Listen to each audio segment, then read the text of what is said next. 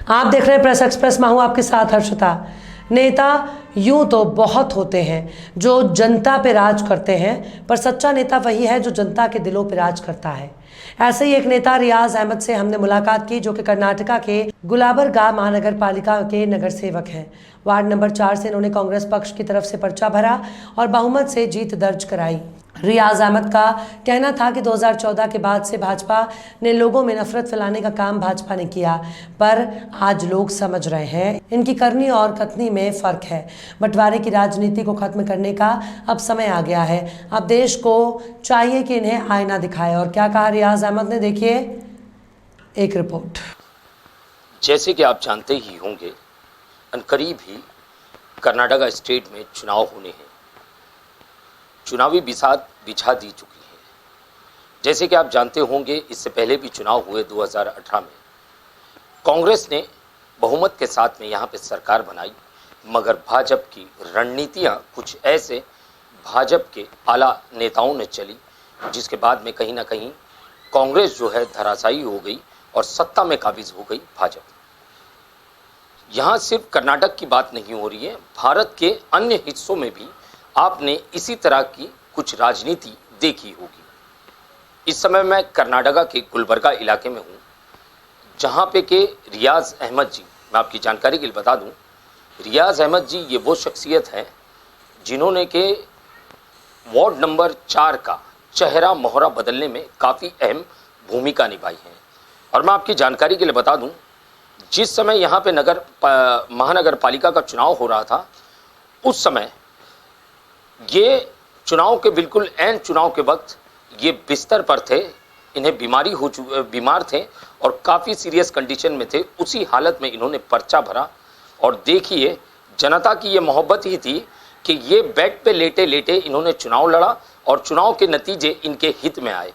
इस समय मेरे साथ में रियाज अहमद जी हैं, जो कि वार्ड नंबर 4 से कांग्रेस पक्ष के नगर सेवक हैं। रियाज अहमद जी, मैं आपका स्वागत करता हूं प्रेस एक्सप्रेस में।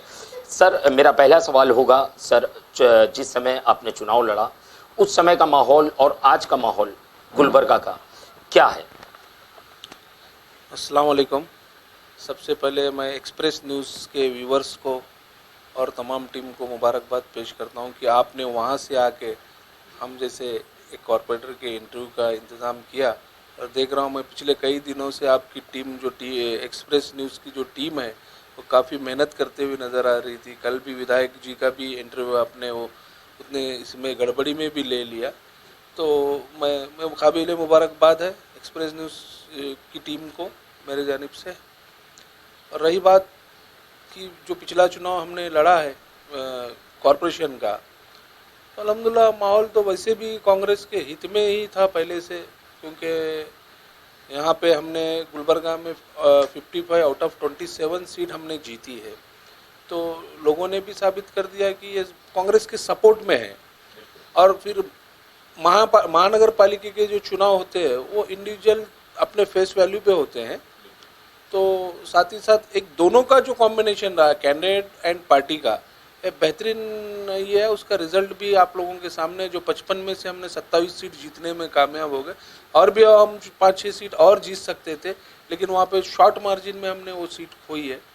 तो माहौल तो कांग्रेस के हित में है, कांग्रेस के पक्ष में भी है, और अपनी कैंडिडेट की भी जो अपनी एक पहचान है, वो दोनों का समीकरण अगर मिलाएंगे तो अल्हम्दुलिल्लाह एक बेस्ट रिजल्ट की तरफ है कांग्रेस जी। रियाज जी, अगर मैं बात करूं, इस समय जो है चुनावी समय है, पूरे कर्नाटका के अंदर एक रंग उड़ेरा जा रहा है चुनाव का, तो इन रंगों में, इन फहरिस्त में आप कांग्रेस को किस कतार में कितने आगे देख रहे हैं?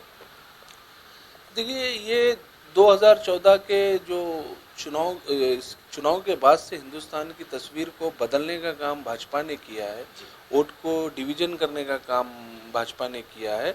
लेकिन आज वो लोग समझ गए इनकी पॉलिसीज़ को, और आज तमाम जो सेकुलर जहन रखने वाले लोग जो है, जो सेकुलर विचारधारा रखने वाले लोग हैं आज खुलकर जो है कांग्रेस के समर्थन में आ रहे हैं। तो इंशाल्लाह ये जो संकेत है वो एक कांग्रेस को बहुत ही आगे लेकर जाने का संकेत जो है मिल रहा है फील्ड पे इंडिकेशन। जैसा आप लोग भी लोगों से मिल रहे हैं, लोगों के सैंपल कलेक्ट कर रहे हैं, आप लोगों को भी उसका बखूबी अंदाजा होगा।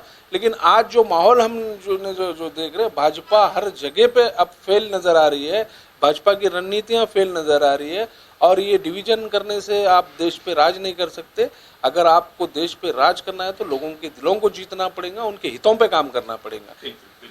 रियाज जी, अगर मैं बात करूं जिस तरीके से आपने कहा कि डिवीजन की राजनीति, बंटवारे की राजनीति जो इससे पहले अंग्रेज किया करते थे, उसके बाद में अब जो 2014 के बाद से भाजपा ने शुरू की, एक तरीके की डर की राजनीति की जा रही है। हिंदुओं कहते हैं कि आप खतरे में हो, और फिर लिंचिंग होती है, कई सारे मामले आते हैं सामने, दलितों के साथ में उत्पीड़न होता है। सर, अभी हाल में एक चीज़ गरमाई हुई है, वो है जो हिंदू राष्ट्र की, जिस तरीके से हिंदू राष्ट्र बनाने की बात ये लोग कर रहे हैं। सर, आपको क्या लगता है इसके पीछे इनका मकसद क्या है, क्या राजनीति है जिसके लेकर के ये आगे बढ़ रहे हैं? ये फासिस्ट ताकतों का एक ही मकसद है, हिंदू राष्ट्र, ये वो मकसद तो ये बताने का मकसद है, लेकिन एक्चुअली ये लोगों को गुमराह करने का ये एक इनका प्लान जो रणनीति है। देखिए, यहाँ हिंदुस्तान में वैसे भी ह्यूज ऑफ परसेंटेज हिंदू लोग ही रहते हैं, तो अगर देखा जाएगा तो वो हिंदू, लेकिन हर विचारधारा के, हर समाज के लोग यहाँ से आज से नहीं हजारों साल से रहते आ रहे हैं। तो इससे पहले भी मुगलों ने भी हुकूमत की, लेकिन कभी वो मुस्लिम राष्ट्र का ऐसा नारा नहीं दिए। तो ये सब मिल के चलने वाली 70 पगड़ी मिलकर अनेक भाषाओं के लोग यहाँ पे रहते हैं। किसी को हिंदू राष्ट्र की जरूरत नहीं, जरूरत है हमारे हिंदुस्तान को तो अमन और शांति की है, जरूरत है हमारे हिंदुस्तान को तो डेवलपमेंट की जरूरत है। सर, मैं जिस तरीके से अभी यहाँ कर्नाटका में भी चुनाव होने हैं, सर आपको क्या लगता है, क्या इस बार मुख्यमंत्री जो है कर्नाटका के अंदर कांग्रेस पक्ष का बनेगा? कांग्रेस का कोई चेहरा मुख्यमंत्री के गद्दी पर जाएगा, आपको लगता है? डेफिनेटली रुझानों में तो फील्ड से हो या और भी ब्यूरोक्रेट से हो, ये सारे चीज़ों का रुझान कांग्रेस के हित में ही जा रहा है।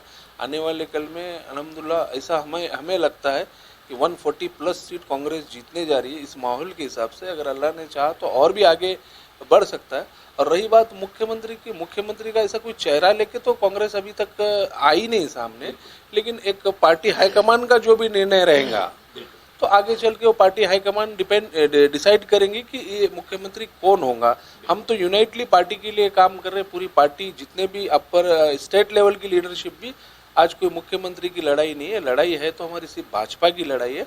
मुख्यमंत्री तो इंशाल्लाह कोई भी पार्टी हाईकमान जो भी डिसाइड करेंगे वो तो बनना है, लेकिन इस बार हमको भारतीय जनता पार्टी को यहाँ से खदेड़ के निकालना, ये हमारा सबसे पहला टारगेट रहेगा। रियाज जी, एक सवाल और आपसे करना चाहूँगा। जिस तरीके से आपने कहा कि भाजपा को यहाँ से खदेड़ना है, सर मैं ये जानना चाहूँगा कि भाजपा की जब से सरकार बनी है, जोड़ तोड़ की सरकार, मैं कहूँगा जोड़ तोड़ की जब से सरकार बनी है, तो क्या यहाँ की जनता को, कर्नाटका की जनता को इस सरकार से क्या बेनिफिट हुआ है, क्या फ़ायदा मिला है? मैं समझता हूँ जहाँ जहाँ भी बीजेपी सरकार है, मैं हमारे कर्नाटक स्टेट का नहीं, वहीं जनता का सिर्फ नुकसान ही हुआ है, फायदा कहीं भी नहीं हुआ है। जैसा स्पेसिफिक अगर कर्नाटक की बात अगर हम करें तो कर्नाटक में करप्शन इतना टू मच हो गया है। समझे, परसेंटेज वाइज आपने सुना भी होगा, आप महाराष्ट्र से, महाराष्ट्र में भी कर्नाटक की बात है, 40% की सरकार बोल के यहाँ की भाजपा सरकार का नाम जो है 40% सरकार बोल के लिया जाता है।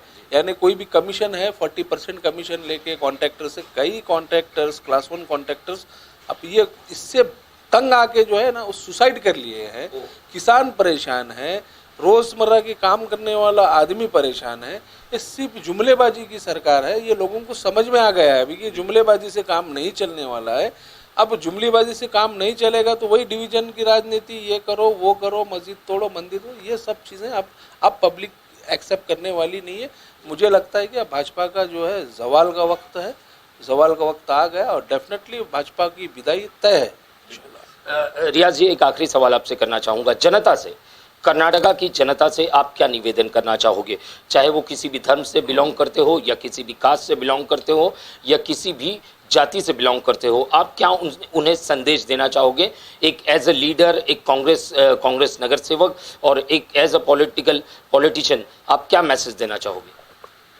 देखिए, मेरे जनता से निवेदन है कि आप इससे पहले 2013 में भी सिद्धरामैया सरकार का रूलिंग जो गवर्नमेंट में, स्टेट गवर्नमेंट में कांग्रेस की जो हिस्सेदारी थी उसको, और ये बैकडोर से आने वाली सरकार जो है भाजपा की सरकार, ये दोनों का कार्यकाल आपने देखा है, आपको बखूबी मालूम है कि इसके अंदर जो है आप आसानी से फ़र्क कर सकते।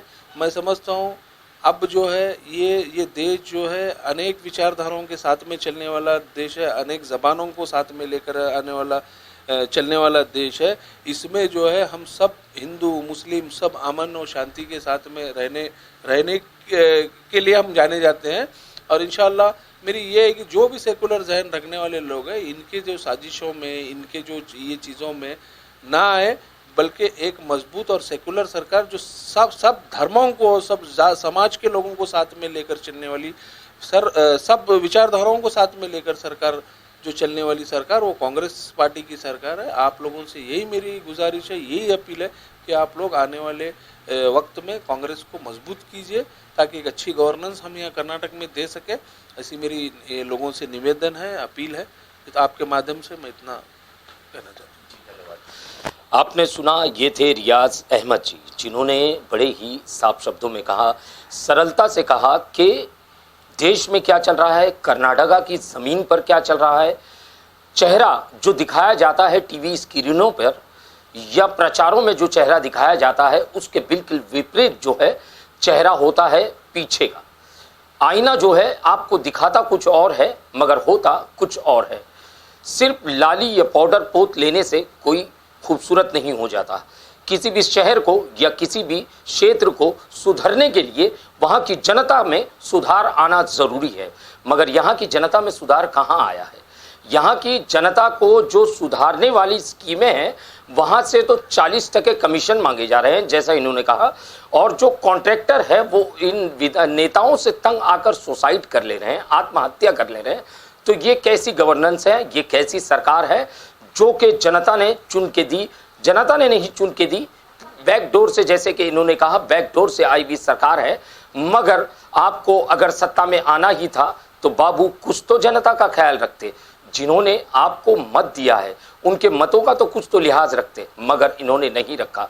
जैसे कि रियाज जी ने कहा, आने वाले समय में कर्नाटका में जो है जंग छिड़ने वाली है और रणभूमि जो है तैयार हो चुकी है और एक महाभारत का युद्ध जो है इस धरती पर होने वाला है। मगर इस युद्ध की बिसात जो है कांग्रेस ने पूरी तरीके से बिछा दी है और जनता के बीच में इनकी कमियां और खामियां लेकर कांग्रेस जाने वाली है। और रियाज जी ने जिस तरीके से कहा कि हमें पूरी उम्मीद है कि इस बार कर्नाटका में जोड़ तोड़ की सरकार नहीं, बहुमत की सरकार बनेगी और वो भी सेकुलर जहन वाली सरकार बनेगी और कांग्रेस की सरकार बनेगी। मैं आप सभी से इजाजत लेता हूं। प्रेस एक्सप्रेस में कैमरामैन साटविलकर के साथ सही शेख की रिपोर्ट, प्रेस एक्सप्रेस। रियाज अहमद ने कहा कि हिंदू राष्ट्र के नाम पर भारत की जनता को गुमराह किया जा रहा है और कहा कि किसी को हिंदू राष्ट्र की ज़रूरत नहीं है, ज़रूरत है तो अमन और शांति की है। रियाज अहमद ने कहा कि ज़रूरत रोज़गार की है और कहा कि अगर कर्नाटका की बात करें तो जब से भाजपा की सरकार बनी है करप्शन बढ़ा है। एक कॉन्ट्रैक्टर से 40% कमीशन मांगा जा रहा है। रियाज अहमद ने कहा कि इस बार की लड़ाई भाजपा बनाम कांग्रेस है और हम कर्नाटका भाजपा को उखाड़ फेंकेंगे। अगर हम बात करें मोदी की तो उनका कहना था कि ना हम खाएंगे ना खाने देंगे। ये सिर्फ जुमला है। आपने देखा कि जब से कर्नाटका में भाजपा विराजमान हुई है क्या कोई डेवलपमेंट हुआ है? क्या यहाँ की जनता को सभी सुख सुविधा मिली है? अब नींद से जागने का समय है, नहीं तो आने वाला समय और भी कठिन होगा। कर्नाटका की जनता के लिए गुलाबरगाह से प्रेस एक्सप्रेस की रिपोर्ट।